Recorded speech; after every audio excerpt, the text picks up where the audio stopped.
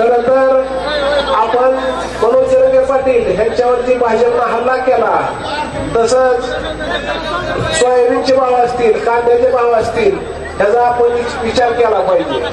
आणि ह्या कमळाबाई आणि या धनुबाईला आपण सांगितलं पाहिजे की ही जनता आता खरंच पिटून उठली आहे. जशी खासदारकीला उठली होती त्यापेक्षा सुद्धा जास्त उठलेली आहे. आणि आपण ह्या कमळाबाई आणि धनुबाईला ह्या येत्या 20 तारखेला दाखवून द्यायला पाहिजे की किती पिटून उठली आहे जनता.